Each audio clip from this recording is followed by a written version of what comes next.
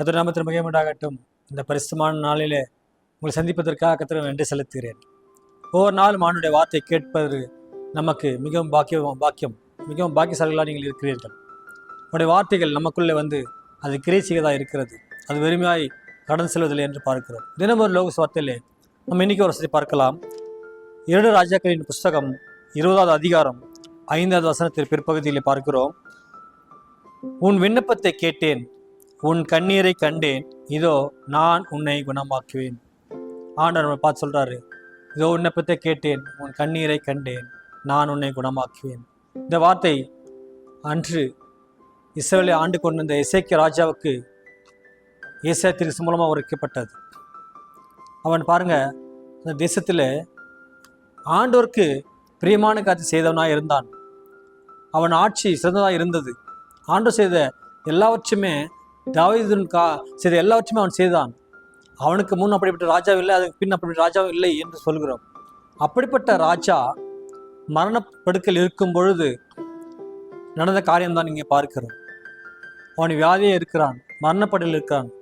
அப்பொழுது இங்கே பாருங்க, ஏசாயா தீர்க்கதரிசி அவனத்தில் வந்து உன்னுடைய வீட்டு வேலையெல்லாம் பார்த்துக்கொள், நீ மரிக்கப் போகிறாய். ஒரு மனுஷன் ஒரு குழந்தை பிறக்க போகிறது என்றால் டாக்டர் மூலமாக அது நம்ம கெஸ் பண்ணிவிடலாம். குழந்தை பிறக்க போகிறது இந்த நாளிலே இந்த நேரத்தில் என்று ஓரளவு டைம் சொல்லிவிடுவார்கள். ஆனால் மரிக்கிற நேரம் இதுவரைக்கும் யாருக்கும் தெரியாது. அல்லது மரணப்பருக்கில் இருக்கும்போது கூட எப்போது உயிர் போகும் என்று பார்த்து கொண்டிருப்பார்கள். ஆனால் எப்போது போகும் என்று யாருக்குமே தெரியாது. ஆனால் இங்கே பாருங்க, ஒரு மனுஷன் மரணப்படுக்கையில் இருக்கிறான், வியாதோடு இருக்கிறான், நீ சாக போகிறாய், உன் வீட்டில் கவனித்துக்கொள் என்று சொன்னபோது அவன் மனம் எவ்வளவு வேதனைப்படும், எவ்வளவாக அவன் கஷ்டப்படுவான் என்று பாருங்க. இங்கே முன்கூட்டே சொல்லப்பட்டிருக்கிறது, நீ மரிக்கப் போகிறாய், ஆண்டு சொல்லிவிட்டார், நீ சாக போகிறாய், உனக்கு மரணம் வந்துவிட்டது என்று. அவன் சொல்றான், ஆண்டவரே நமக்கு பிரியமான செய்தானே, நலமானது செய்தேனே, உனக்கு விருப்பம் என்னவோ அதுதான் செய்தேனே ஆண்டவரே என்று விண்ணப்பம் செய்கிற காரியத்தை நாம் பார்க்கிறோம். அவன் எப்படி செய்தான் தெரியுமா? இஸ்ரவேல் ராஜாக்களிலே மேன்மையாக முதன்மையானவனாக இருந்தான். அப்படி ராஜா அதற்கு இல்லை என்று பார்க்கிறோம். அவன் விக்கிர சிலைகள் தோப்பையெல்லாம் உடைத்தான், மேடையெல்லாம் அகற்றினான், எல்லாத்தையும் உடைத்து போட்டான். மோசே செய்த வெண்க சபத்தை உடைத்து போட்டான். அந்த நாட்களில் அந்த இஸ்ரவேலர்கள் அதற்கு துபம் காட்டி கொண்டு வந்தார்கள். அது கடவுளுக்கு அருவருப்பானது, அதனால் அதெல்லாம் உடைத்து போட்டான். தாவீதின் காரியத்தை எல்லாம் செய்தான். மோசடி பெருமாள் அவன் கற்றுக்கொண்டான், அதை பின்பற்றினான். ஆண்டவர் அவனோடு இருந்தார் என்று பார்க்கிறோம். அப்படிப்பட்ட ஒரு ராஜா மரிக்கும் பொழுது எப்படி இருக்கும் அவனுக்கு? நீ மரிக்கப் போகிறாய், சாக போகிறாய் என்று ஆண்டவர் சொல்றாரு. ஏசாயா சொல்லிட்டு கொஞ்ச தூரம் போறான். அதற்கு முன்பாக பாருங்க, அவன் பயங்கரமாக மிகவும் அழுதான், கண்ணீர் விட்டு அழுதான் என்று பார்க்கிறோம். ஆண்டவர் நலமான செய்தானே, இந்த தேச நலமான செய்தேனே, உமக்கு பிரியமான செய்தேனே.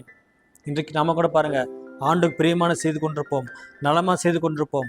ஆனால் ஒரு நேரம் வரும், இப்படிப்பட்ட நேரம் வரும். அப்போ நம்ம ஆண்டை நோக்கி பார்க்கணும், சோர்ந்து போகக்கூடாது. ஆண்டவரே எல்லாருக்கும் நலமாக செய்தேனே, உமக்கு விருப்பமான செய்தேனே, ஒழுங்கு செய்தேனே, எல்லாருக்கும் நல்லதானே செய்தேனே, எனக்கு ஏன் இப்படி நடக்கிறது என்று நம்ம சோர்ந்து போகக்கூடாது.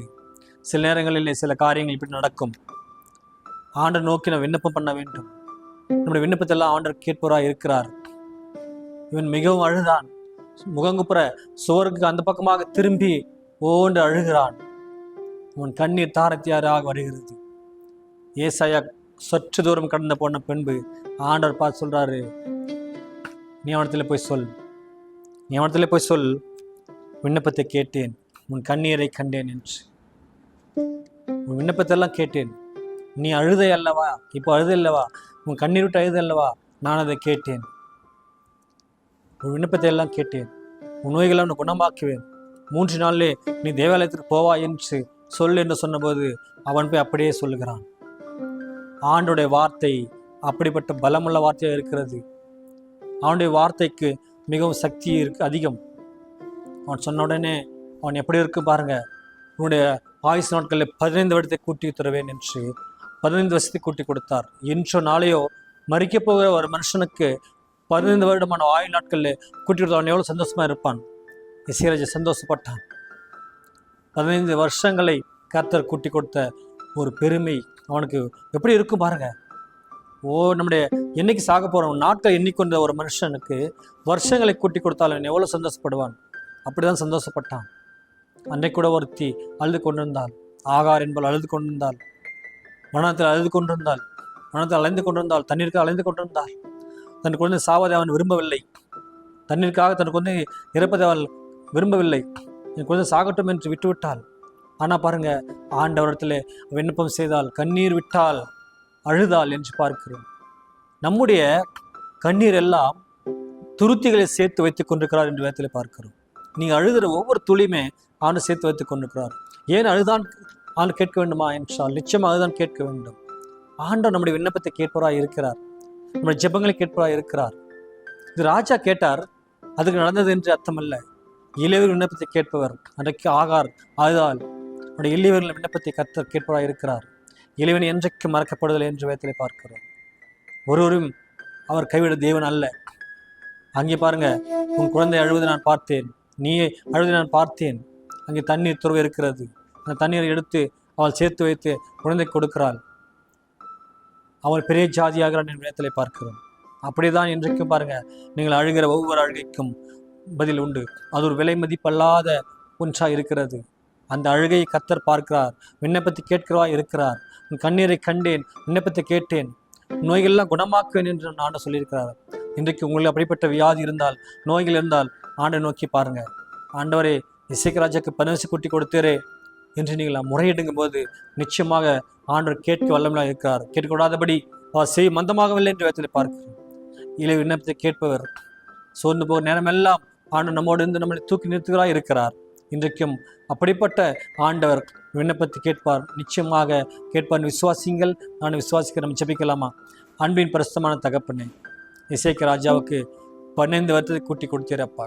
இதோ விண்ணப்பத்தை கேட்டேன், உன் கண்ணீரை கண்டேன், உன் நோய்கள் எல்லாம் குணமாக்குவேன் என்று ஆண்டவரே குணமாக்கி 3ஆம் நாளிலே தகப்பனே ஆலயத்தில் நீ போய் இருப்பாய் என்று சொன்னீரே அப்பா. அப்படிப்பட்ட ஒரு விசுவாசத்தை இந்த கேட்டுக்கொண்டிருக்கிற ஒவ்வொரு தேவப்பிள்ளைகளும் நீ கொடுக்கும்படியாக நான் ஆண்டவரை கேட்டுக்கொள்கிறேன். அப்படிப்பட்ட ஒரு விசுவாசம் எங்களுக்கும் தாங்க தகப்பன். எங்கள் கண்ணீரை காண்பவர் நீர் அப்பா. எங்கள் நோய்களை குணமாக்குறவர் நீ தகப்பன். உனக்கு ஆரோக்கியம் வர பண்ணி வியாதி ஒன்று விளக்குவேன் என்றிருப்பா. நீங்கள் அப்படிப்பட்ட ஆண்டவரை காத்து செய்கிற கிருபைக்காக நன்றி செலுத்துகிறோம் அப்பா. ஆசீர்வாதம் பலப்படுத்தும். ஆண்டவர் நிச்சயமாக உன் விண்ணப்பத்தை கேட்பார், உன் கண்ணீரை காண்பார், உன் நோய்களை குணமாக்குவார். ஆமேன்.